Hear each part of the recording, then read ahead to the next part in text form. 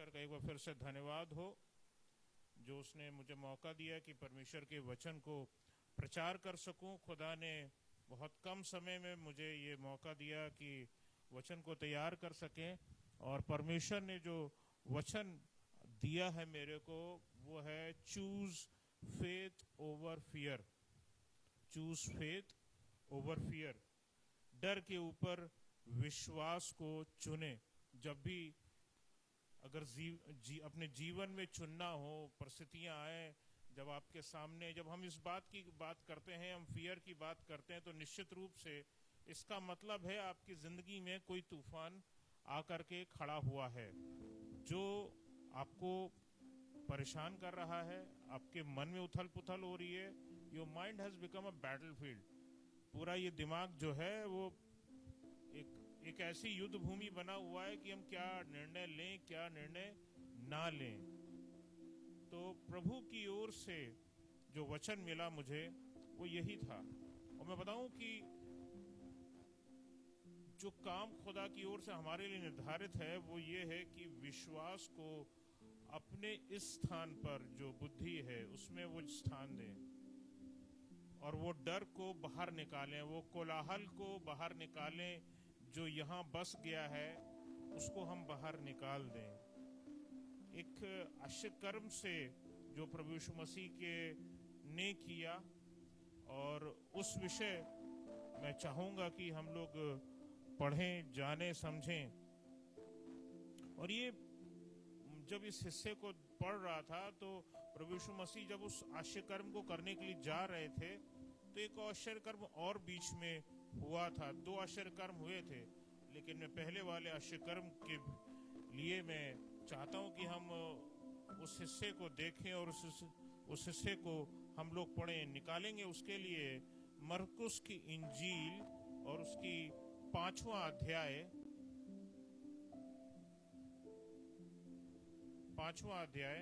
22वीं आयत से हम लोग आगे देखेंगे। याईर नाम आराधनालय के सरदारों में से एक आया जी, और उसे देखकर उसके पांवों पर गिरा। लिखा हुआ है आराधनालय के सरदारों में से एक आया। मैं सबसे पहले तो यहाँ इन शब्दों को क्लियर करना चाहता हूँ। ये आराधनालयों के सरदारों के विषय में क्या जिक्र किया गया। सबसे पहले तो ये परमेश्वर का मंदिर नहीं जिक्र किया गया, लिखाया गया आराधनालय। परमेश्वर का मंदिर सिर्फ एक था और वो सुलेमान का मंदिर था जिसको परमेश्वर अपनी योजना के अनुसार बनाया था।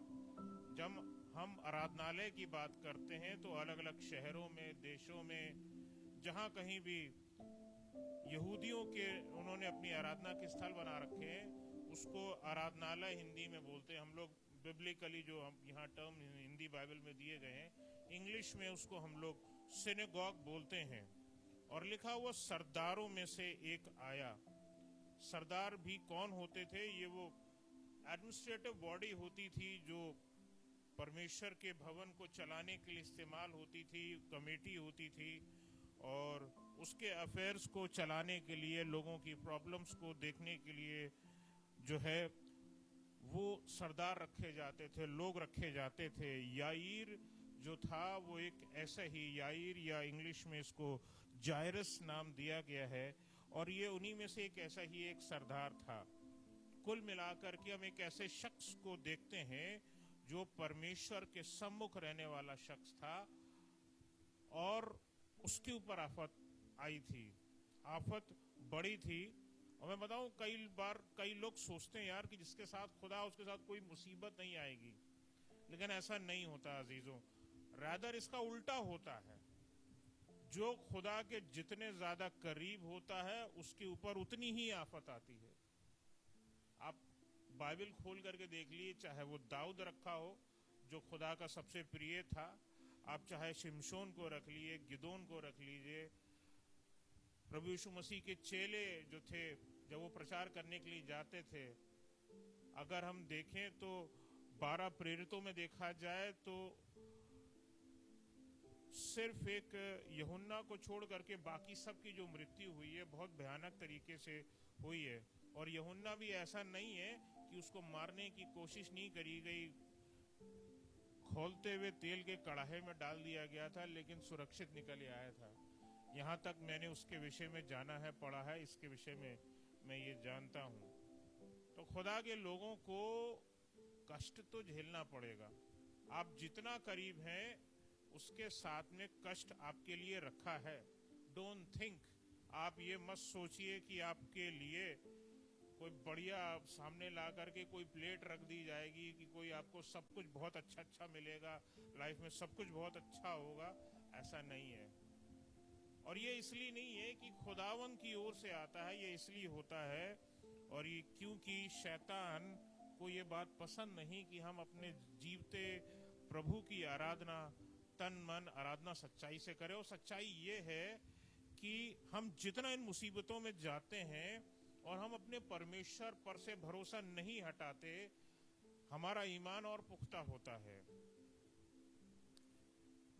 अविनाश भाई का परिवार जो दुख में गया, जो उनको अस्पताल में एडमिट होना पड़ा वो कोरोना काल में, it was a testing of faith. वो विश्वास परखा गया। हम सब मसीही किसी न किसी रीति से परखे जाते हैं।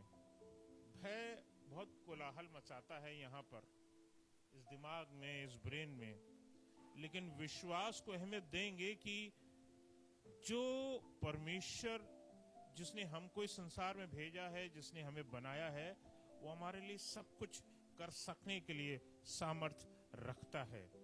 लिखा हुआ है कि वो प्रभु यीशु मसीह के सामने आया, लिखा हुआ है, और उसे देखकर उसके पांव पर गिरा। लिखा है प्रभु यीशु मसीह के पांव पर वो गिरा। 23वीं आयत में आते हैं तो लिखा उसने ये कहकर बहुत याचना करी। ठीक है ना, परमेश्वर का दास, और उसको याचना करनी पड़ रही है, गिड़गिड़ाना पड़ रहा है अपनी बेटी के विषय में, जो बीमारी के बिस्तर पर पड़ी है और मौत उसके बहुत करीब है। और विश्वास मानिए, उसने प्रार्थना, यहाँ लिखा नहीं है लेकिन प्रार्थनाओं का अंबार लगा दिया होगा, आंसुओं के कटोरे भर दिए होंगे। जब वो परमेश्वर के सम्मुख जाया करता होगा, वो आराधना भी किया करता होगा, वो जो आराधनालय में जो उसको काम दिए गए होंगे वो भी करता होगा, वो सारे काम करता होगा,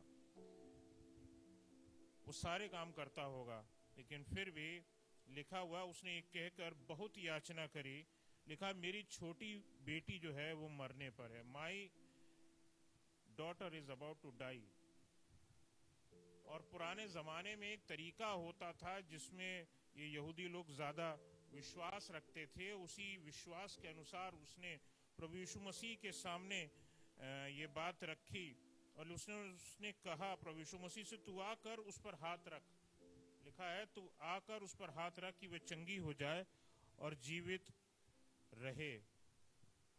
ये उसकी प्रार्थना थी प्रभु यीशु मसीह से कि ऐसा हो जाए। और ये परंपरा थी पुराने समय में कि लोगों के ऊपर हाथ रखेंगे तो लोग चंगे हो जाएंगे। लोगों का विश्वास था कि जो खुदावंद के जो दास हैं वो आएंगे, हाथ रखेंगे तो चीज ठीक हो, लोग चंगे हो जाएंगे, ऐसा उनका विश्वास था।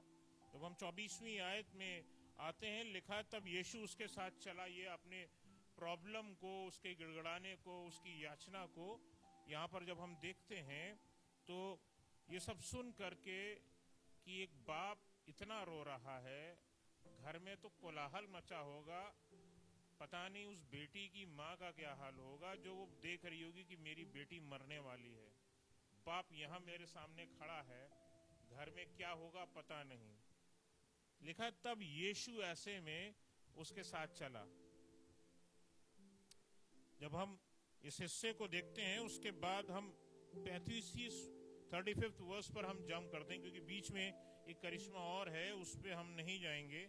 जब हम 35वीं आयत में आते हैं तो यहाँ पर लिखा है तब ये वो कह ही रहा था कि आराधनालय के प्रधान के घर से लोगों ने आकर कहा।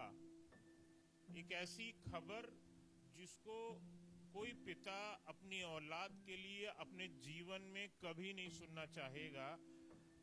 लिखा है कि तब घर के प्रधान यानी वो खुद से लोगों ने आकर कहा, तेरी पुत्री तो मर गई है, अब गुरु को क्यों कष्ट देता है। आत्मा का क्या हाल हुआ होगा, एक पिता का क्या हाल हुआ होगा, धड़ाम से मानो गिर पड़ा होगा। इसी बेटी के लिए तो मैंने दवाइयों की कोई प्रॉब्लम नहीं छोड़ी, अच्छे अच्छे जो वैद्य होंगे मैंने वो अरेंज कराने की कोशिश करी थी। मैं तो परमेश्वर का आराधनालय में रहने वाला शख्स था, मैंने प्रार्थनाओं में बहुत अंबार लगाया था, यहाँ बहुत कुछ था कि मैं ये भी कर रहा हूँ, मैं वो भी कर रहा हूँ। ये पूरी जब हम देखते हैं और यहाँ पर जब आकर के घर के लोग आकर के बोलते हैं, लिखा है कि प्रधान के घर से लोगों ने आकर के कहा, तेरी पुत्री तो मर गई है, अब गुरु को क्यों कष्ट देता है। 36वीं आयत में जब आते हैं तो अहम बात लिखिए जो प्रभु यीशु मसीह ने कही। जब वो लिखा, जब बात कह रहे थे तो उसको यीशु ने अनसुनी करके कहा, यहूदियों के आराधनालय के प्रधान से कहा, और यहाँ यानी कि याईर से कहा। लिखा है मत डर, केवल विश्वास रख। लिखा है मत डर, केवल विश्वास रख। हम मसीहों के लिए, सबके लिए इंपॉर्टेंट, सबसे ज्यादा इंपॉर्टेंट चीज यही है। 2 काम दिए गए हैं, एक तो पहले डरो नहीं और दूसरा ये कि विश्वास करो। अगर आपने डर को जगह दे दी तो वो उतनी भी जगह खा जाएगा जो जिसके विषय में प्रभु यीशु मसीह ने कहा है, राई जैसा विश्वास। आपके मन में जो जगह भरी हुई है वो भय की भरी हुई है, उसको सिर्फ एक स्थान चाहिए जो राई भर के जितना का है, यानी कि विश्वास का, वो चाहिए। और मैं बताऊं कि बहुत अहम है प्रभु यीशु मसीह का ये स्टेटमेंट, मत डर, केवल विश्वास रख। प्रभु यीशु मसीह इन समयों में हमको सिखाते हैं कि हमें कैसे इन समयों में चलना है। दुनिया बहुत कुछ कहती है, दुनिया बहुत कुछ राय देती है। सबसे बड़ी अहम चीज ये है कि हम जो खुदावन की आराधना करते हैं, इस बात पर विश्वास रखिए कि मसीह यीशु आपके साथ हैं, and there is peace in his presence. उसकी उपस्थिति में शांति है। ये वो शांति नहीं है जो आप सोचें कि जो चारों ओर की परिस्थिति है वो आपको सब कुछ शांत कर देगी। ये वो शांति है जो आपके ब्रेन में होनी चाहिए, और वो सिर्फ प्रभु यीशु मसीह के द्वारा ही संभव है। प्रभु यीशु मसीह ने खुद भी कभी भी अपने माइंड को बैटलफील्ड नहीं बनने दिया, एक युद्ध भूमि नहीं बनने दिया। प्रतिदिन सुबह उठ करके खुदा से प्रार्थना करना, पहाड़ों पे जाना, जंगल में जाना, वहां प्रार्थना, और पूरे दिन सेवा में लगे रहना।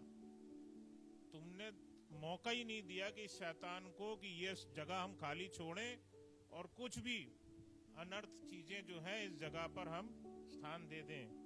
So there is peace in Jesus' presence. मसीह की उपस्थिति में शांति पाई जाती है। और दूसरी चीज ये है, there is hope where there is Jesus. प्रभु यीशु मसीह के आने से जो है विश्वास पैदा होता है कि यहाँ पर हमारे लिए अभी भी कुछ आशा रखी है, मेरी बेटी जिंदा हो सकती है। प्रभु यीशु मसीह के 3 मौजे जो रिजरेक्शन से संबंधित है, ये उसमें दूसरा रिजरेक्शन है। इससे पहले भी प्रभु यीशु मसीह ने एक, हिंदी में अगर मैं गलत नहीं हूं तो जगह का नाम नाइन है, और वहां पर एक विधवा स्त्री थी, उसके पुत्र को जिंदा किया था। ये दूसरा करिश्मा है जो यहाँ पर होने वाला है। और प्रभु यीशु मसीह बोले, मत डर, केवल विश्वास रख। There is hope where there is Jesus.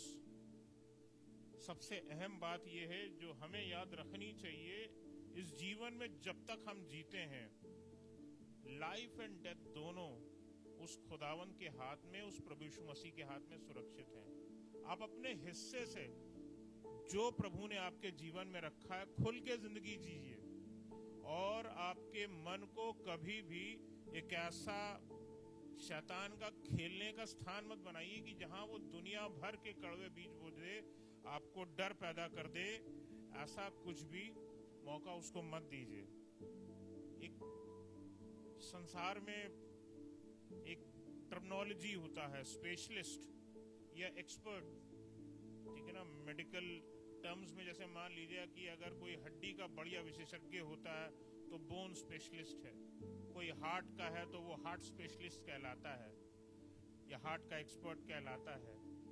मैं प्रभु यीशु मसीह को रिजरेक्शन एक्सपर्ट बोलता हूँ, और वो अद्भुत है। मैंने जब मैंने इस शब्द को अपने यहाँ लिखा, इसमें रजिस्टर में, जीसस इज रिजरेक्शन एक्सपर्ट।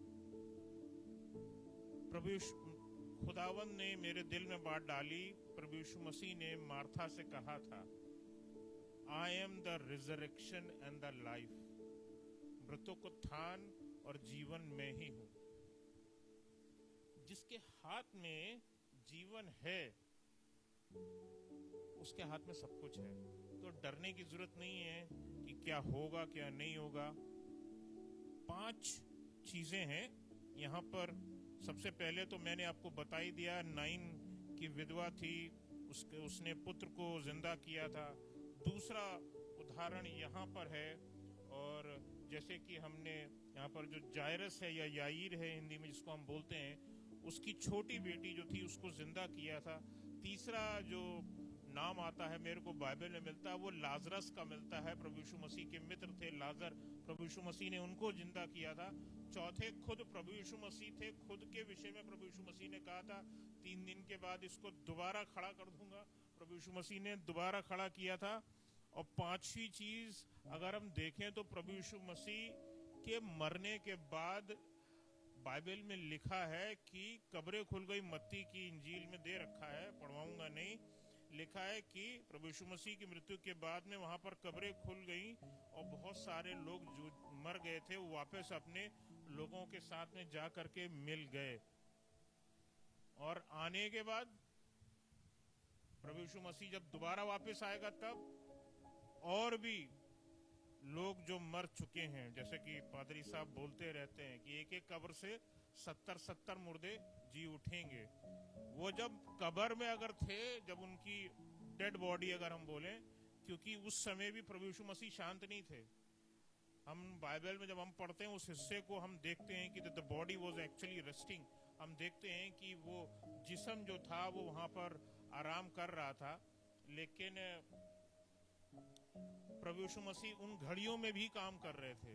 उस घड़ी में क्या काम हो रहा था ये वचन का हिस्सा नहीं है, लेकिन जानकारी के लिए शॉर्ट में दे देता हूँ, बता देता हूँ कि जो प्रभु यीशु मसीह थे इन दिस मीन टाइम, जो हेडस है हिंदी में, इसके लिए टर्मिनोलॉजी मेरे माइंड से स्किप कर रही है।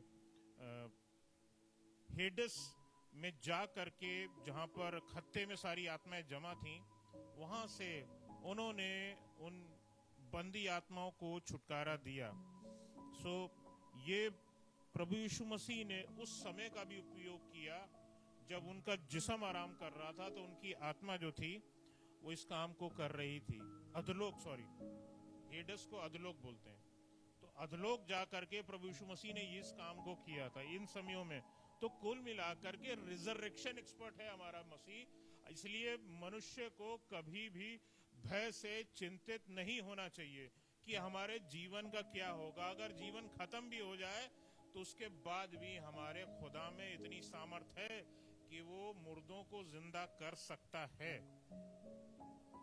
जब इस घटना को हम देखते हैं, याईर के इस घटना को, तो जब प्रभु यीशु मसीह उसके घर पहुंचते हैं और जिस जगह उसकी बेटी पड़ी हुई थी याईर की, जिस कमरे में थी, या हम बोल सकते हैं कि उसकी डेड बॉडी पड़ी हुई थी, उस कमरे में पहले बहुत सारे लोग थे वहां पर। लेकिन प्रभु यीशु मसीह ने जो है सिर्फ अपने साथ में 3 लोगों को लिया। परिवार के में शायद याईर ही रहा होगा या शायद उसके साथ में कोई और, लेकिन मुझे 3 नाम याद में आते हैं जो मैंने वचन से पढ़े। एक तो वो पतरस था, एक उसमें याकूब था और याकूब का भाई यूहन्ना था। ये 3 लोग थे प्रभु यीशु मसीह ने साथ में लिए। और जानते हैं ये सब क्यों लिए? इन 3 लोगों को लेने का मकसद क्या था? ये तीन लोग डिसाइपल्स हैं, हम मसीही डिसाइपल्स हैं, हम क्रिश्चियन डिसाइपल्स हैं। और अगर हम डिसाइपल हैं तो हमें इसको सीखना चाहिए। प्रभु यीशु मसीह ने सिखाने के लिए उनको वहां रखा था और पतरस ने इसका भरपूर फायदा उठाया। प्रभु यीशु मसीह जब नहीं रहा, स्वर्ग पे उठा लिया गया, पतरस ने इस समय का भरपूरी से उपयोग किया और अपने समय में जो है एक स्त्री को जिसका नाम तबीता था, उसको भी उसने खुद जिंदा किया था। उसने प्रभु यीशु मसीह को तो जिंदा करते हुए कई बार देखा था, लेकिन पहली बार मुझे वो चीज वहां दिखाई देती है कि जहां प्रभु यीशु मसीह ने काम नहीं किया, प्रभु यीशु मसीह के चेले ने काम किया।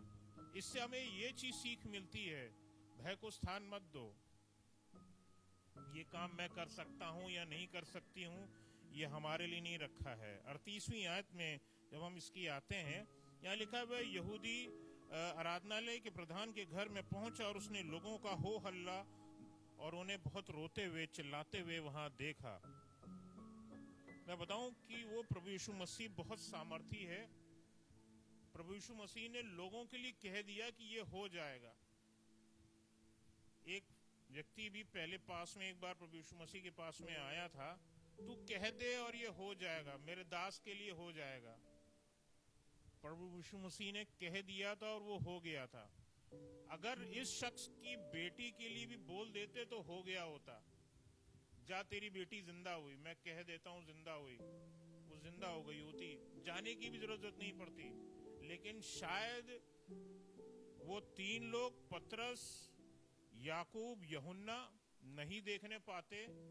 और वो भीड़ जो बाहर जमा थी, जो कह रही थी कि जा अब प्रभु को परेशान ना कर, अब उसको दुख ना दे, अब गुरु को दुख ना दे, वो देखने नहीं पाते, वो समझने नहीं पाते।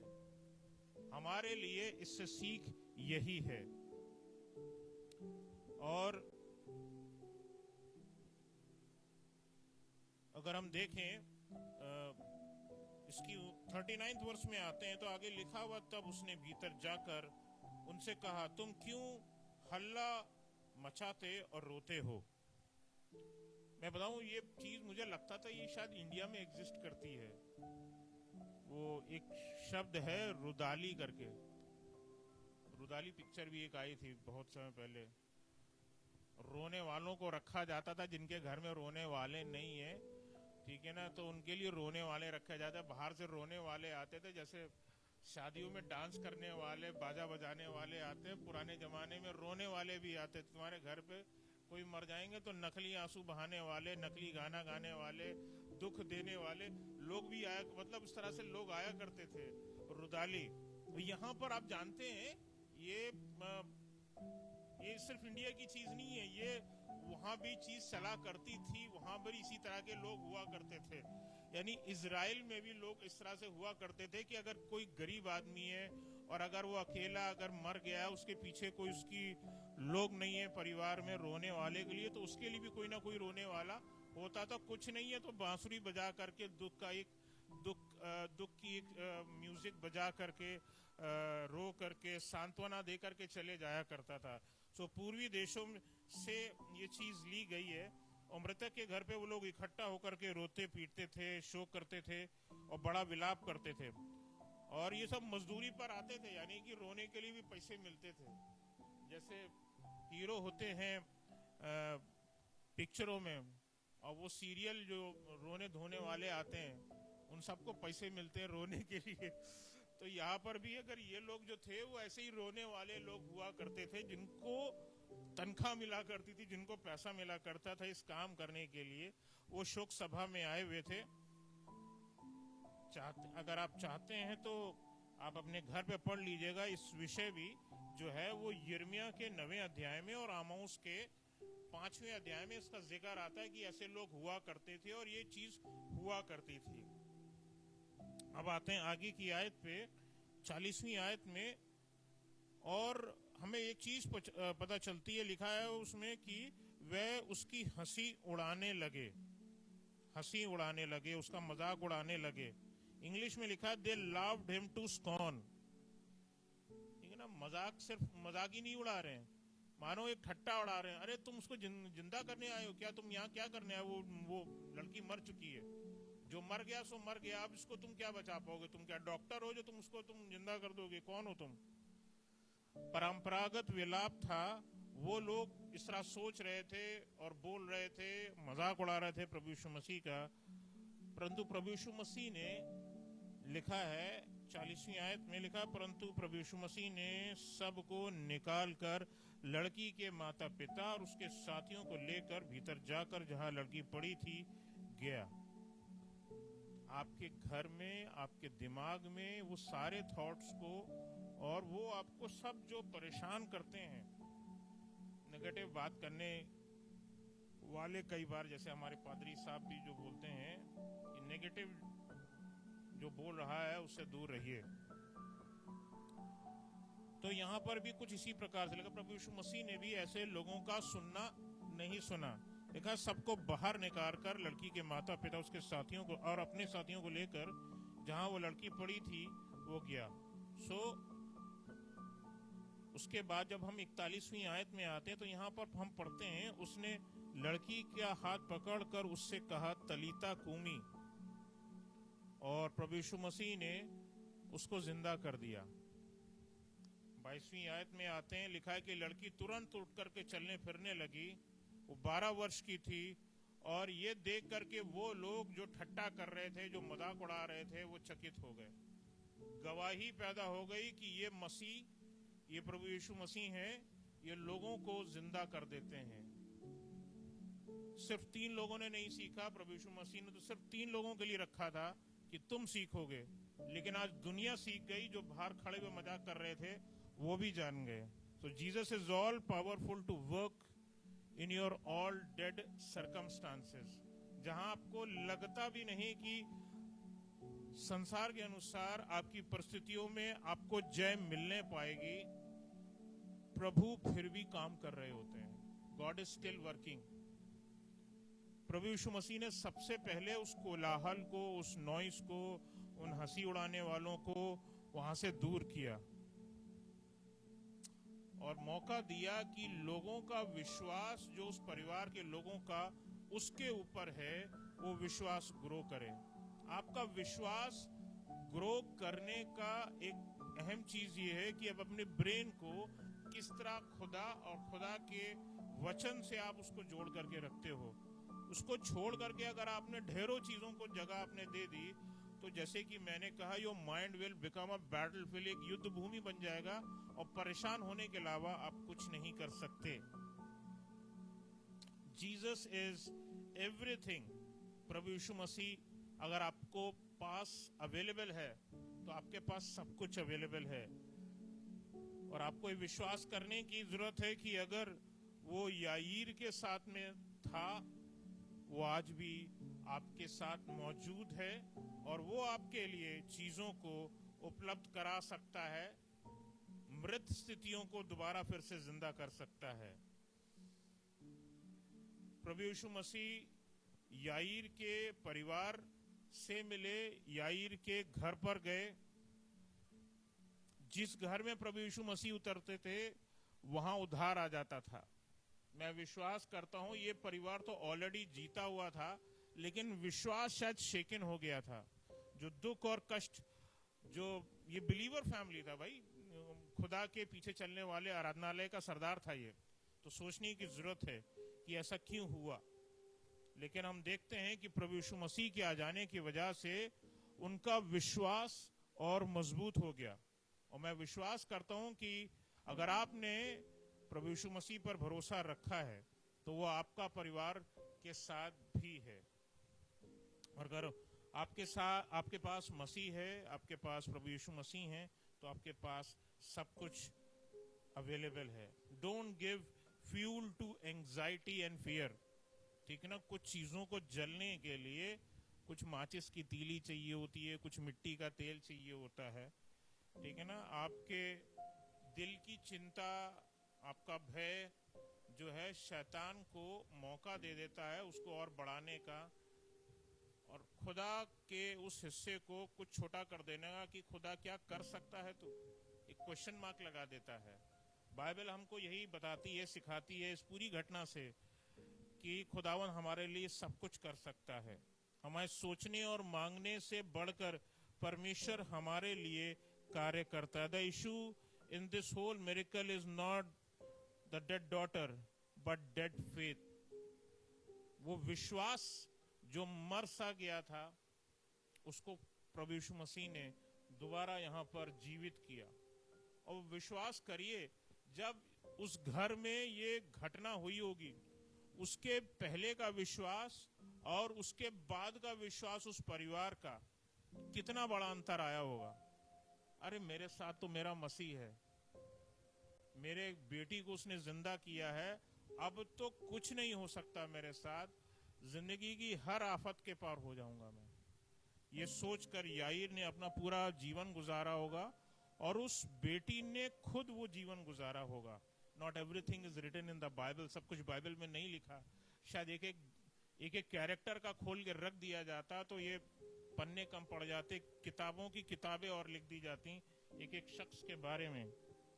सो don't lose your faith which is just like as small as a mustard seed.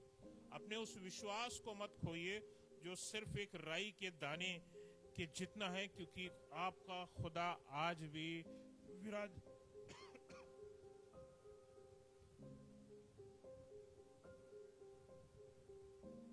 भी विराजमान है अपने उस तख्त पर जहां से वो हमारी प्रार्थनाओं को सुनता है। और God is still working according to his will for अस।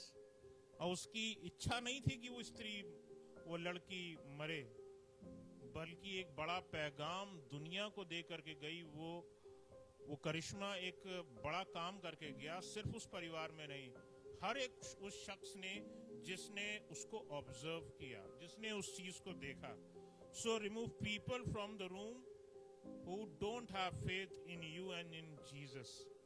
अपने जिंदगी से उन तमाम लोगों को निकाल के बाहर फेंक दीजिए जो आप पे भरोसा नहीं रखते और जो आपके प्रभु पर भरोसा नहीं रखते। Through out panic, fear and doubt, अपने जीवन से इन चीजों को निकाल करके बाहर फेंक दीजिए। मसीह को स्थान दें और उसको काम करने दें, क्योंकि अगर यहाँ पर मसीह नहीं है और यहाँ आप अपने क्लेश को भरे पड़े हो तो क्लेश ही काम करेगा।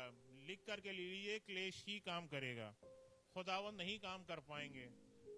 खुदावंद भी बोलता, बेटा तुमने मेरे को ड्राइवर की गद्दी पे बैठा ला ही नहीं, तुमने मुझे साइड सीट पे बैठा लिया, तो मैं बेटा देख रहा हूँ सब कुछ। जब तुम मुझे गाड़ी दोगे अपने जीवन के चलाने की, तभी तो मैं चला पाऊंगा। तो सीधी सिंपल सी बात है कि मसीह को काम करने की जगह दे। जैसे कि हमने पढ़ा 36वीं आयत में, प्रभु यीशु मसीह ने अनसुनी करी। जगत का उद्धारकर्ता जो हमारी प्रार्थनाओं को ध्यान से सुनता है, उसने उस प्रभु ने अनसुनी करी। उस प्रभु ने अनसुनी करी। The God that listens to us, वो परमेश्वर जो हमारी सुनता है, उसने अनसुनी करी। अहम चीज है ये चीज। जब मेरे को वर्ड खटका, अनसुनी, मेरे को खटका यहाँ पर कि खुदावन भी अनसुनी करता है क्या, तो यहाँ पर मुझे दिखाई दिया। तो देयर आर टाइम्स कि हम ध्यान रखना चाहिए। Shut your ears from the world. दुनिया के लोग बहुत कुछ आपके अगेंस्ट में बोलते हैं, अपने कानों को बंद कर लीजिए। एंड वो भी मत देखिए जो दुनिया, ये संसार आपको दिखाती है कि ये चीज देखो, ये ज्यादा इंपॉर्टेंट है, ऐसा देखने की कोशिश मत करिए। वो देखें जो प्रभु देखते हैं। Try to look how Jesus actually sees. आशा भरी दृष्टि एक पिता की जो है, उसको आप ऑब्जर्व कीजिए। उस प्रभु यीशु मसीह की नजर उस पिता पे थी कि उसकी आशा प्रभु यीशु मसीह के साथ जुड़ी हुई थी। बेटी खत्म हो चुकी है लेकिन फिर भी अपने घर ले आया है। वो ऐसा नहीं है कि प्रभु यीशु मसीह के बाद में चला गया और वहां खबर पहुंची और उसके बाद खाली लौट आया, नहीं, ऐसा नहीं है। पर यहाँ पर हमें एक चीज जो मिलती है वो कि एक पिता ने आशा नहीं छोड़ी और ये काम हुआ। Make way for the miracles to work. आप अगर खुद मौका नहीं देंगे आश्चर्यकर्मों को अपने जीवन में काम करने नहीं देने का, तो वो आश्चर्यकर्म आपके जीवन में लिख लीजिए नहीं होंगे। वो राय भर का जो विश्वास है वो बहुत जरूरी है। Don't need to worry, don't worry worship, don't panic praise. चिंता करने की जरूरत नहीं है, आराधना करने की जरूरत है। आप पैनिक मत करिए, आप जितनी हो सके आप उतनी स्तुति कीजिए, क्योंकि जितनी आप स्तुति करेंगे उतना मौका देंगे कि खुदा आपके जीवन में काम करे। और फियर से, भय से कभी कोई अच्छा रिजल्ट निकल करके आया हो, आप चाहे तो मुझे बाइबल से निकाल करके दिखा दीजिए कि अगर डरने से कोई बहुत अच्छा काम हो गया हो तो मुझे बाइबल से निकाल के दिखा दीजिए। अगर आपके अपने जीवन से डरने से कुछ बहुत अच्छा काम हो गया हो तो वो भी मुझे निकाल करके गवाहियों में बता दीजिए। आंसर मैं समझता हूँ इसका आंसर नो ही निकलेगा। लेकिन जब आप काम करेंगे उस चीज पे जिस पे जरूरी है, वो बहुत जरूरी है। सो रिब्यूक द फियर। आप उस भय को फटकार लगाएं, अपने जीवन से बाहर निकालें जिसकी जरूरत है। Claim for yourself, you are safe in the hands of Alpha and Omega, जो प्रथम है और जो अंतिम है, जिसने सब कुछ बनाया है, उसके हाथ में मैं सुरक्षित हूं। इस बात पर आपको यकीन रखना है। जब आपका शत्रु शैतान आपको आनंद के पीछे आए, जब वो आपकी शांति को भंग करने आए, जब वो आपकी संतान को बर्बाद करने आए, जब आपकी संतान को भटकाने के लिए आए, स्टार्ट प्रेजिंग गॉड। प्रभु की आराधना करना शुरू कीजिए। Let miracles happen. खुदावन के चमत्कार को फिर आप अपने जीवन में होता हुआ देखेंगे। Your fear is actually stopping the miracles. आपका डर अगर अभी भी अंदर बना हुआ है तो निश्चित रूप से वो करिश्मा नहीं हो पा रहा। करिश्मा तभी होगा जब आप उस विश्वास को काम करने का मौका देंगे। Don't let your eyes take away from your Lord. अपने प्रभु से नजरों को मत फेरिए। उस पिता ने इंतजार किया, समय लगा होगा, बार बार खबरें आ रही होंगी, वो सिर्फ इकट्ठे लोग पहुंच नहीं गए होंगे, शायद रास्ते में भी कुछ लोग आ रहे होंगे, भैया ये भी आ गए, भैया वो भी आ गए, आपके परिवार के लोग। उनको जैसे ही पता चला आपकी बेटी खत्म हुई, वो भी चले आए, वो भी चले आए, वो भी चले आए। 10 लोग और आकर के बाद में बता रहे होंगे, लेकिन उस पिता का विश्वास खत्म नहीं हुआ। जैसे उस पिता का विश्वास खत्म नहीं हुआ, हमें भी अपने खुदा पर विश्वास को खत्म नहीं करना है। और विश्वास रखिए, अपने उद्धारकर्ता को चुन लेंगे ना, तो उसके बाद फिर आपके लिए सब कुछ हो जाएगा। Make the best decision of your life by choosing your saviour. अपने विश्वास जो है उसको दृढ़ कर लीजिए अपने उद्धारकर्ता पे। खुदावन आपकी मृत परिस्थितियों में भी, आपकी मरी परिस्थितियों में भी खुदावन आपके लिए सब कुछ करने की सामर्थ रखता है। Praise the Lord.